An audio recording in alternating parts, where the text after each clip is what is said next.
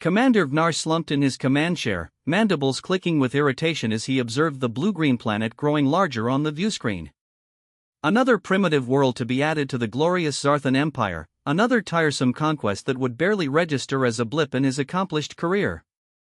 How stimulating, he muttered, directing his comment to no one in particular.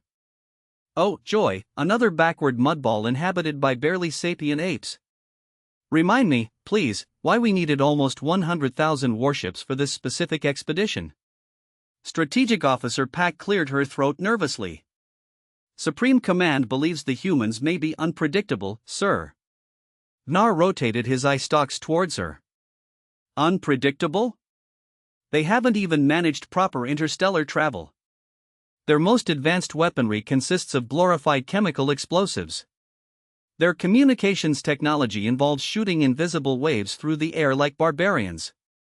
Yes, sir, but intelligence reports suggest they possess an unusual capacity for what? Dying dramatically? Making irritating noises? Producing dreadful art? Vnar waved a claw dismissively. Wake me when we achieve orbit. I want to conclude this conquest in time for the Galactic Festival. My third wife expects me to bring home one of those gaudy souvenir shirts. The bridge crew exchanged uneasy glances. Commander Vnar had conquered 27 planets without a single setback, but something about this mission felt different. The Supreme Command had never before authorized such an overwhelming force for a pre-FTL civilization. Sir, Communications Officer Tazek interjected, we are receiving a transmission from Admiral Kvek. Vnar sighed theatrically. Put it through. Let's hear what pearls of wisdom our esteemed fleet commander wishes to bestow upon us today. The viewscreen flickered, revealing the imposing figure of Admiral Kvek, his carapace adorned with the golden markings of the Imperial Elite Guard. Commander Vnar, the Admiral's voice rumbled through the speakers, status report. We are approaching the human homeworld, Admiral. All systems nominal. The primitives remain blissfully unaware of their impending doom. In short, it's Tuesday, Admiral. Kvek's facial tentacles twitched with annoyance. This is not the time for your characteristic flippancy, Commander. The High Council has designated this operation as Priority Alpha. Priority Alpha? Vnar straightened in his chair. For a pre-FTL species, that was usually reserved for quantum civilizations or dimensional shifters. These humans, Admiral Kvek paused, his compound eyes narrowing, they concern us. Their advancement curve is unlike anything we have encountered. They progressed from primitive flight to rudimentary space exploration in less than a century. Impressive for monkeys, I suppose, Vnar conceded, but they are still throwing metal cans into orbit and celebrating like they've invented immortality. There's more. Our long-range cultural analysis indicates an unusual trait. When faced with existential threats, humans don't follow predictable survival patterns. They become more dangerous, more creative. Vnar's secondary heart skipped a beat. Creative was not a complimentary term in Zarthan military parlance. Creative species were unpredictable, messy, problematic.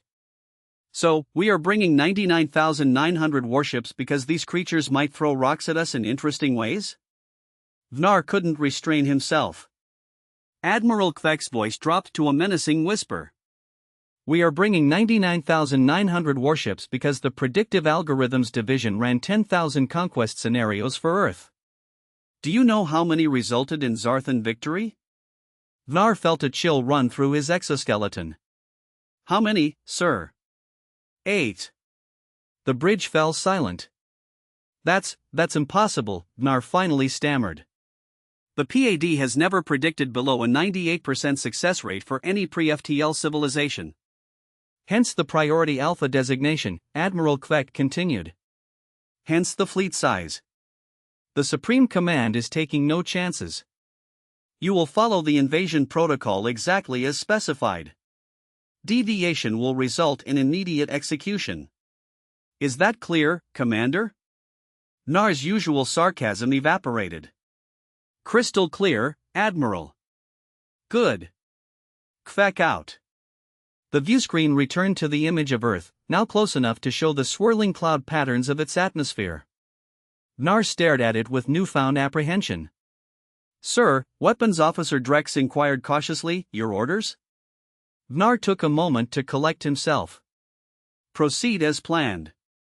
Move into standard conquest formation. Prepare the first wave of atmospheric penetrators." "Yes, sir." Even so, Vnar couldn't shake the feeling of unease that had settled over him. 8 successful scenarios out of 10,000. What could possibly make these primitive mammals so formidable? "Commander," Tactical Officer Grznar called out, "I'm detecting unusual activity in the planet's orbital zones." "Define unusual." "The humans appear to be repositioning their satellites." Vnar blinked in surprise. "They have detected us?" "It shouldn't be possible through our stealth fields." "Unknown, sir, but the movement patterns are deliberate, not random." A notification chimed on Vnar's personal console. The first wave of ships was entering Earth's upper atmosphere. Soon the humans would witness the awesome might of the Zarthan Empire. Soon they would understand the futility of resistance. "Sir," Communications Officer Tazek suddenly shouted, "we are receiving distress signals from the first wave penetrators." "What?" "That's impossible." Display. The tactical hologram showed the first 100 ships descending towards Earth's surface. Then, without warning, dozens of red alerts began flashing across the display. Multiple ships reporting guidance system failures, Tactical Officer Grznar reported, his voice rising in pitch. "Their navigational arrays are being scrambled." Vnar leaned forward, his eye stalks extending to their full length. "How? What weapons are the humans using?" "That's just it, sir," Vnar replied. "We are not detecting any weapons fire. No energy signatures, no projectiles. The ships are just losing control." On the viewscreen, Vnar watched in horror as the first wave of penetrators began spiraling towards Earth's surface. Some veered off into space, tumbling helplessly. Others plummeted towards the atmosphere at dangerous angles, their hulls beginning to glow from the friction. "Pull them back. Recall the first wave immediately." "I'm trying, sir," Tazak responded frantically, "but the command channels are being flooded with nonsense." "What nonsense?" "Patterns, sir. Repeating mathematical sequences. Billions of them, overwhelming our communication protocols." Vnar slammed a claw on his armrest. "That's impossible. The humans don't have the technology to interfere with our quantum encrypted channels." As if in answer to his protest, the viewscreen suddenly flickered, displaying a simple text message in perfect Zarthan script, "Welcome to Earth. Please turn around." "How?" Vnar breathed, his mandibles hanging slack with shock. The message disappeared, replaced by the chaotic scene of the first wave's disastrous entry. Already nearly 40 ships had been lost, either burning up in the atmosphere or spinning off into the void of space. "Sir, the second wave is requesting permission to launch," Grznar reported. Vnar hesitated, his mind racing. This wasn't following any of the invasion scenarios he'd been briefed on. The humans shouldn't have been able to detect them, let alone counter their first assault so effectively. "Permission granted," he finally ordered, "but alter their entry vectors. Have them approach from the dark side of the planet, away from the majority of their satellite network." "Yes, sir." Vnar opened a channel to Admiral Kvek. "Admiral, we are encountering unexpected resistance. The first wave has suffered approximately 40% casualties without even engaging the enemy directly." Admiral Kvek's expression remained impassive. "Proceed according to protocol, Commander. This is why we brought overwhelming force." "But, sir, they are somehow interfering with our guidance systems and communications." "We don't even know how they are doing it." "Are you suggesting we retreat, Commander? Before primitives who have yet to leave their own solar system?" Vnar's pride stiffened his spine. "No, sir. We will proceed." "Good. I'm moving the fleet to support positions." Kvek out. Vnar turned to his bridge crew. "Launch the third wave. Spectrum electronic countermeasures. I want every human communication network jammed." "Yes, sir." The tactical display updated, showing the second wave now entering Earth's atmosphere from the night side. For a moment, it seemed the strategy was working. The penetrators maintained their formation, descending smoothly towards the surface. Then it happened again. "Sir, second wave is reporting the same guidance failures," Gersnar shouted. "It's impossible. They are nowhere near their satellite network. Something else is interfering, sir. The ships are picking up bizarre energy signatures from the surface." The view screen changed again, this time showing real-time footage from one of the penetrators as it descended through clouds. Nar could see the nighttime landscape of Earth below, and then he saw them, lights, thousands upon thousands of lights arranged in complex geometric patterns across the landmass. "What am I looking at?" he demanded. Science Officer Nar leaned forward, her eyes quivering with excitement. "Fascinating. The humans appear to have reconfigured their ground-based power distribution networks. They are generating electromagnetic fields that precisely counter our guidance frequencies." "How could they possibly know our guidance frequencies?" Nar growled. "Unknown, sir, but the precision is remarkable. They are not just jamming us, they are actively taking control of our systems." As if to punctuate her assessment, the penetrator whose feed they were watching suddenly veered sharply to the left, its thrusters firing at full power against the pilot's commands. The camera caught a glimpse of another Zarthan ship nearby, similarly out of control, before both vessels collided in a spectacular explosion. "Third wave reporting similar interference," Gersnar announced grimly.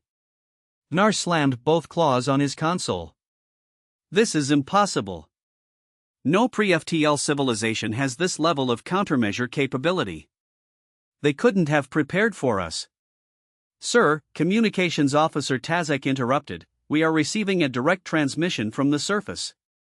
It's addressed to you specifically." Nar hesitated. This violated all invasion protocols.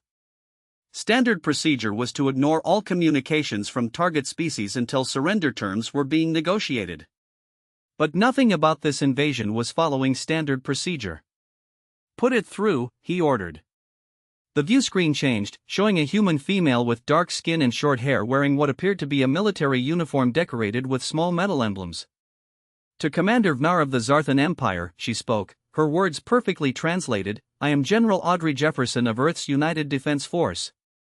I wanted to personally welcome you to our solar system." Nar was too shocked to maintain his usual sarcasm.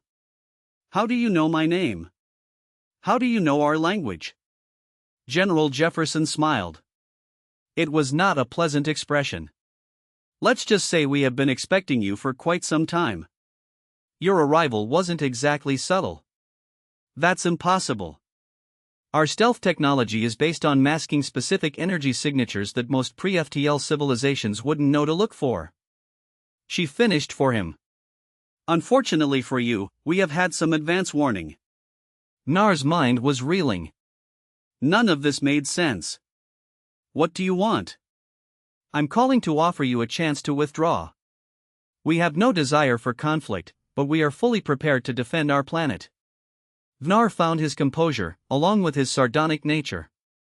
"With all due respect, General, you are facing nearly 100,000 of the most advanced warships in the galaxy. Whatever tricks you have employed against our initial waves, you cannot hope to prevail against our full might." General Jefferson's expression didn't change. "I understand your confidence, Commander. It's not unjustified, based on your previous conquests. But Earth is different. We are different. So I'm beginning to realize," Vnar muttered. "I will be direct. We have already neutralized approximately 200 of your vessels without firing a single conventional weapon. We'd prefer not to demonstrate our actual defensive capabilities." Vnar's anger flared. "Is that a threat?" "It's a courtesy," Jefferson replied calmly. "One professional to another. You have never failed in a conquest, Commander Vnar. It would be a shame to tarnish that record." Before Vnar could respond, the transmission cut off. "Sir," Tactical Officer Gersnar reported, "fourth wave is ready to launch." Vnar stared at the blue-green planet on the view screen. Something was very wrong here. The humans knew too much. They were too prepared. It was as if. "Belay that order," he commanded suddenly. "Hold all launches." "Sir?" Vnar opened a channel to Admiral Kvek. "Admiral, request permission to suspend the invasion temporarily." Something is not right. Admiral Kvek's face appeared, his expression thunderous. "Explain yourself, Commander." "The humans were waiting for us, sir. They knew our names, our language, our technology. They knew exactly how to counter our guidance systems. This isn't just good luck or quick thinking on their part. They were prepared specifically for us." Admiral Kvek was silent for a long moment. "Your point, Commander?" "Either our intelligence on them is catastrophically wrong, or they have encountered our kind before." The implications hung in the air between them. "Hold position, Admiral," Kvek finally ordered. "I'm convening an emergency command conference. No further waves are to be launched until I give the order personally." "Yes, Admiral." The view screen went dark. Vnar turned to his bridge crew, all of whom were watching him with various expressions of shock and confusion. "Status of the first 3 waves?" he inquired. Grznar consulted his display. "Of the 300 ships, sir, only 87 remain operational. The rest have been destroyed or disabled. 300 of the Empire's finest warships, defeated without the humans firing a single shot." Vnar felt a chill run through his body. The Supreme Command had authorized 99,900 ships for this conquest. The Predictive Algorithms Division had calculated only 8 successful scenarios out of 10,000.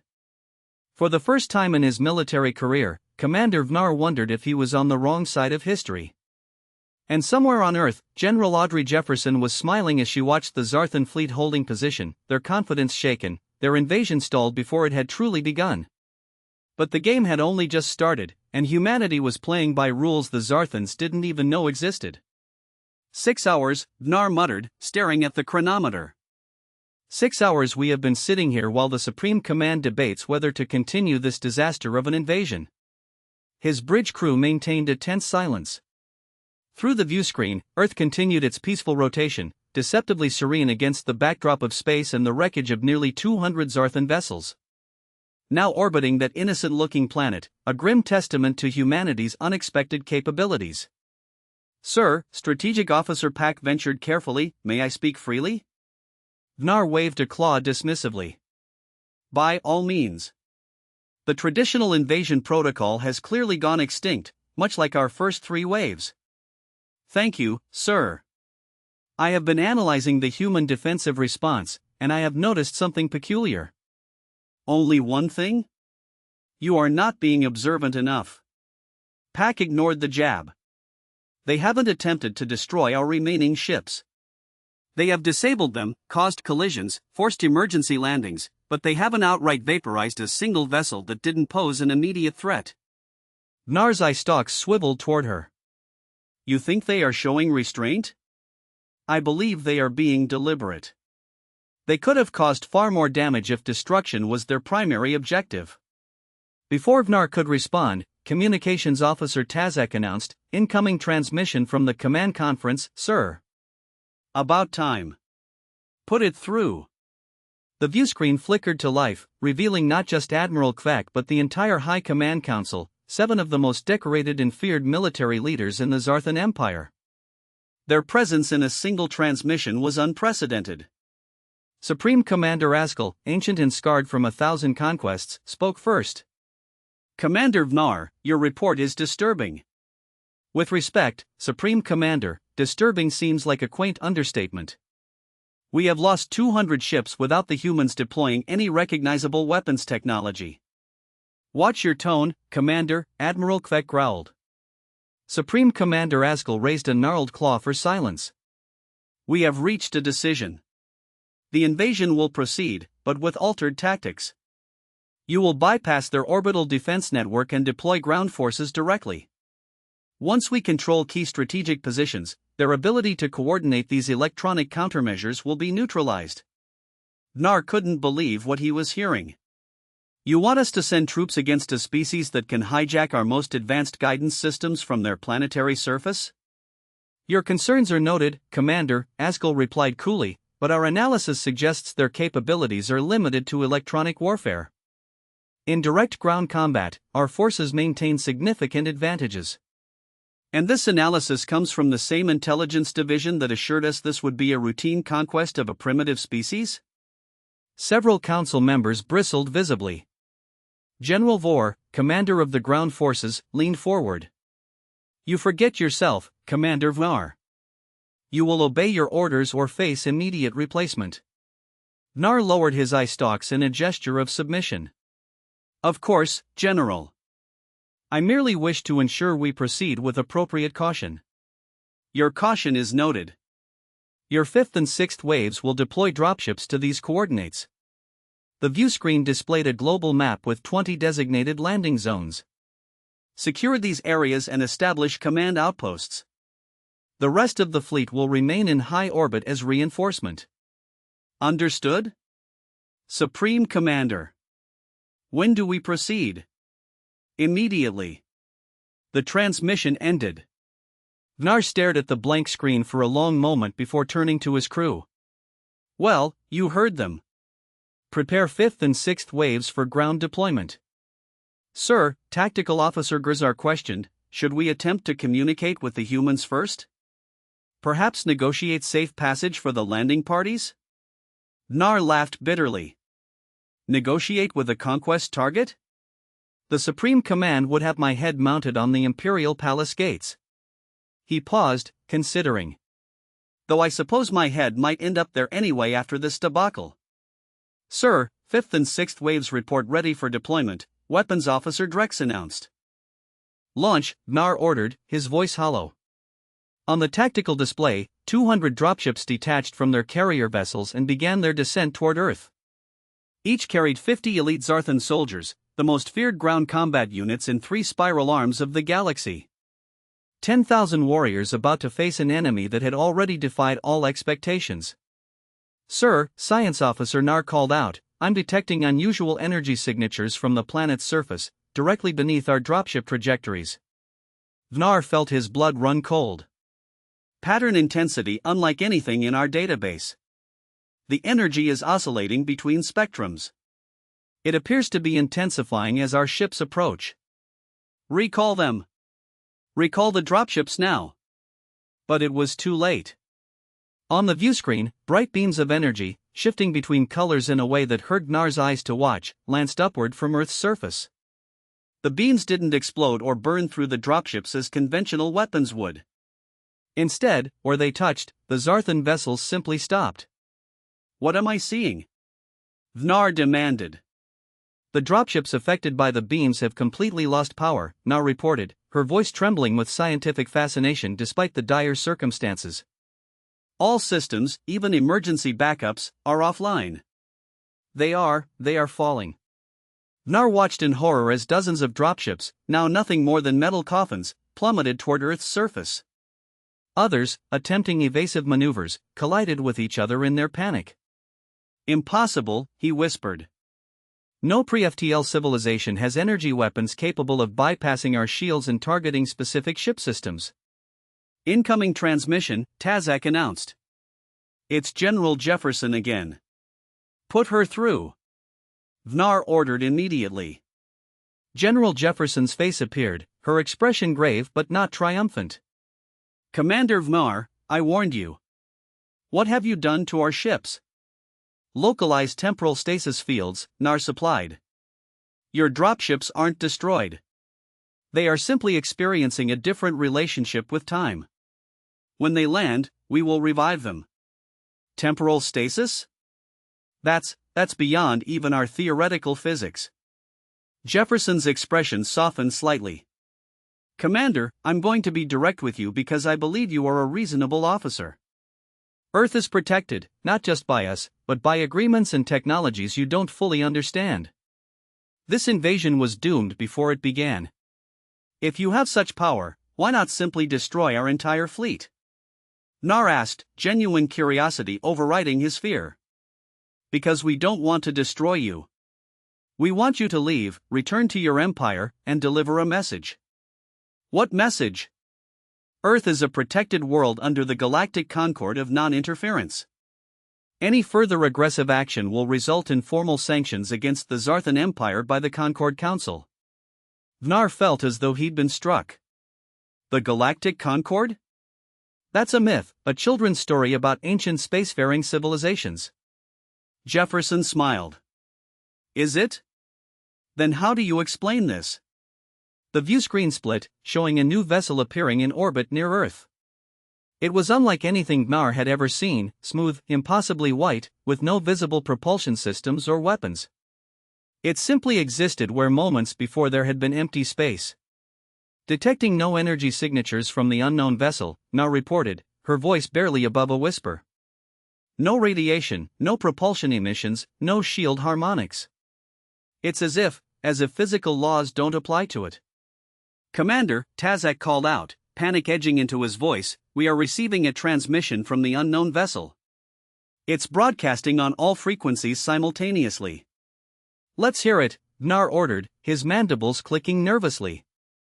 A new voice filled the bridge, melodious, genderless, speaking perfect Zarthan as if it were a native tongue. Zarthan Empire vessel, this is Observer Tulan of the Galactic Concord. You are in violation of Protected World Statute 17.3. Your presence in this system is unauthorized, and your aggressive actions constitute a Class 1 violation of Concord law. The bridge crew looked to Vnar, but he sat frozen in his command chair. The Galactic Concord, the mythical alliance of ancient species said to govern the galaxy from the shadows, was addressing him directly. This is Commander Vnar of the Imperial Conquest Fleet. We were unaware of any protected status for this system.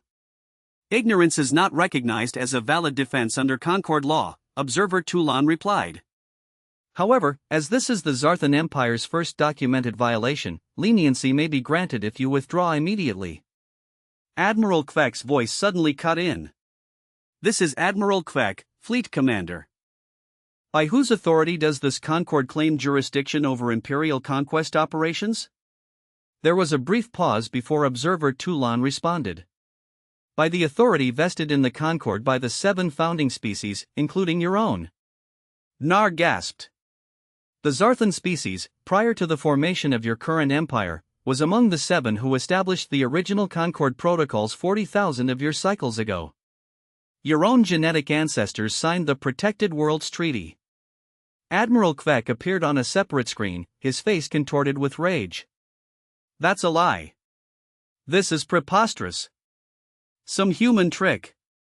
Look at your long-range sensors, Admiral, Observer Tulan suggested mildly. As if on cue, Space Officer Droll reported, Sir, additional vessels are appearing at the edge of the system. Their design matches the first unknown ship. Current count is 17. 23. 39, and still increasing. They are not emerging from hyperspace, Vnar added, her scientific curiosity overriding protocol. They are simply manifesting. Admiral Kvek's rage faltered. What is the meaning of this?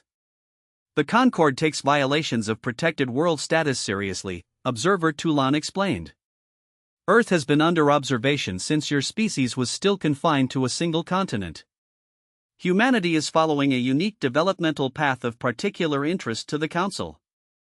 Your interference is not permitted. Vnar found his voice. Why were we not informed of this protected status?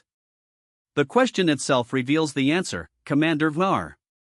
Species aware of Concord protection invariably attempt to circumvent it. It is more effective to intervene only when necessary. General Jefferson spoke again. Commander, Admiral, I suggest you comply with the Observer's recommendation. The Concord's patience is not infinite. Admiral Kvek's face had lost its characteristic confidence. We will need to consult with the Supreme Command. You have 1 standard hour, Observer Tulan stated, after which the Concord will take action to enforce Protected World Statute 17.3 by any means necessary.